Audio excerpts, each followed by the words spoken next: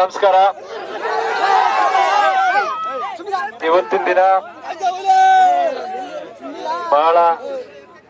ಬಹಳ ಹೆಮ್ಮೆಯಿಂದ ಹೇಳಕ್ ಇಷ್ಟಪಡ್ತೀನಿ. ನಾನು ಇಲ್ಲಿಗೆ ಬರೋದಕ್ ಮುಖ್ಯ ಕಾರಣ, ಇವತ್ತು ನಮ್ ಜೀವನದಲ್ಲಿ ನಾವ್ ಏನೇ ಆಗಿದ್ರು ನಾವ್ ನಡೆದು ಬಂದ ದಾರಿ ಯಾವತ್ತೂ ಮರಿಬಾರ್ದು. ಯಾರ್ ನಮಗೆ ಕಷ್ಟ ಕಾಲದಲ್ಲಿ ಆಗಿರ್ತಾರೆ, ಯಾರ್ ನಮಗ್ ಸಹಾಯ ಮಾಡಿರ್ತಾರೆ, ನಿಜವಾದ ವ್ಯಕ್ತಿಗಳ ಜೀವನದಲ್ಲಿ ಯಾರಿರ್ತಾರೆ ಅವ್ರನ್ನ ನೆನೆಸ್ಕೊಳ್ಳೋದು ನಿಜವಾದ ವ್ಯಕ್ತಿತ್ವ.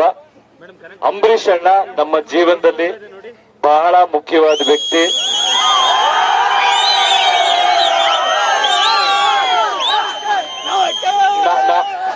ನಾವು ಫೀಲ್ಡ್ ಬಂದಾಗ ನಾವ್ ಯಾರು ಅಲ್ಲ, ಎಲ್ಲಿಂದನೋ ಬಂದಂತವ್ರು.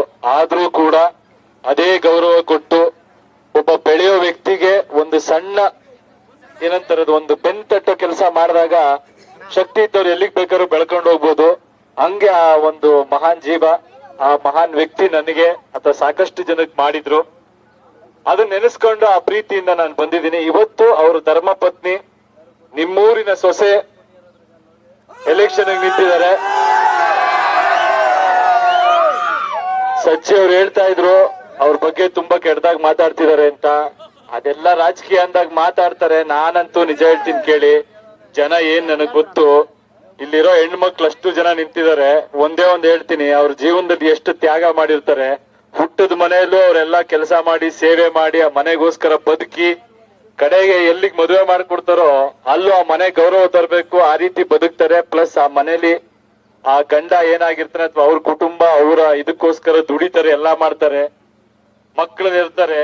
ಅಷ್ಟೆಲ್ಲಾ ಮಾಡಿದವ್ರಿಗೆ ಇವತ್ತು ಆ ಒಂದು ವ್ಯಕ್ತಿ ಇಲ್ಲ ಅಂತ ಇಲ್ಲಿಗೆ ಸೇರಿದವ್ರೆ ಅಲ್ಲ, ಇಲ್ಲಿಯವರೇ ಅಲ್ಲ ಅಂದ್ಬಿಟ್ರೆ ನ್ಯಾಯನ ಅದು? ಅಲ್ಲಿಗೆ ಹೆಣ್ಮಕ್ಳ ಜೀವನಕ್ಕೆ ಸರಿನೇ ಇಲ್ವಾ? ಅಲ್ಲಿ ಎತ್ತವ್ರ ಕಡೆ ಹೋದ್ರೆ ನಾವು ಮದುವೆ ಮಾಡಿ ಕಳಿಸ್ಬಿಟ್ಟಿದೀವಿ, ಅಲ್ಲಿಗೆ ಸೇರಿದವ್ರು ಅಂತಾರೆ. ಇಲ್ಲ, ಎಲ್ಲಿಂದನೋ ಬಂದವ್ರು ಅಂತಾರೆ. ಎಲ್ಲಿಗೆ ಹೋಗ್ಬೇಕಂಗಾರ ಹೆಣ್ಮಕ್ಳು? ನಿಮ್ಮ ಮಂಡ್ಯದ ಸೊಸೆ ಅಂಬರೀಷ್ ಅಣ್ಣನ ಮಗ, ನಿಮ್ಮ ಮಂಡ್ಯದ ಮಗ. ಇಂಡಿಯಾಲಿ ಮಂಡ್ಯ ಅನ್ನೋ ಹೆಸರು ಎಲ್ಲೇ ಬಂದ್ರು ಒಂದ್ಸಲ ಅಂಬರೀಷ್ ಅಣ್ಣ ಅಂತ ಬರ್ಲೇಬೇಕು.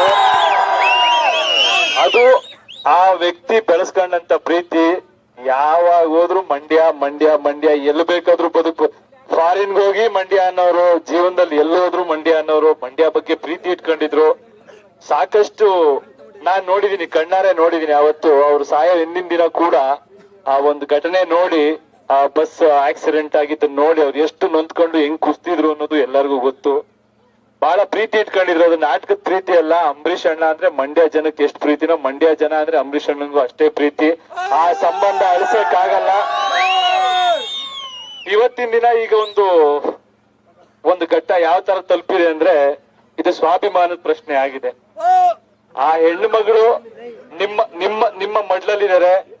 ಇಲ್ಲಿರೋ ತಾಯಂದ್ರಿಗೆ ಎಲ್ರಿಗೂ ಹೇಳ್ತೀನಿ, ಇದು ನಿಮ್ಗೆ ಗೆಲುವಾಗಬೇಕು.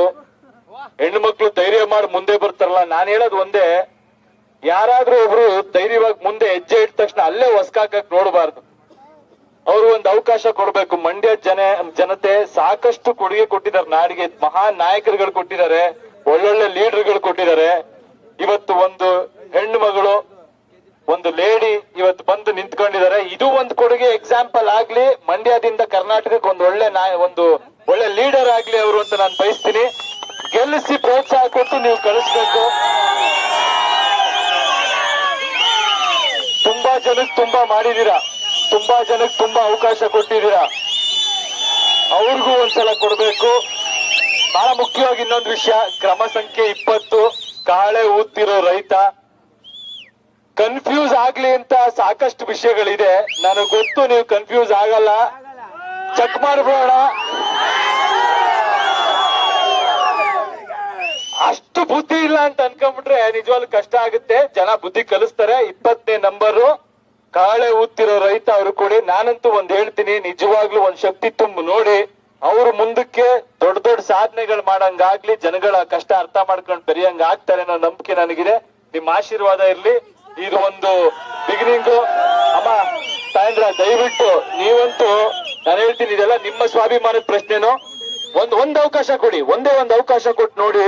ಸಾಕಷ್ಟು ಕೊಟ್ಟಿದ್ರೆ ತುಂಬಾ ಜನಕ್ಕೆ, ಅವರು ಒಂದು ಅವಕಾಶ ಕೊಡಿ ಅಂತ ಕೇಳ್ಕೊತೀನಿ. ಥ್ಯಾಂಕ್ ಯು ಅಣ್ಣ, ಥ್ಯಾಂಕ್ ಯು ಅಣ್ಣ. ತೂಗನ್ಕೆರೆ ಸಾಕ ಸಾಕಷ್ಟು ಸಮಯದ ಅಭಾವ ಇರೋದ್ರಿಂದ ಇವತ್ತು ಕೊಪ್ಪತ್ತಿ ಜಿಲ್ಲಾ ಪಂಚಾಯತ್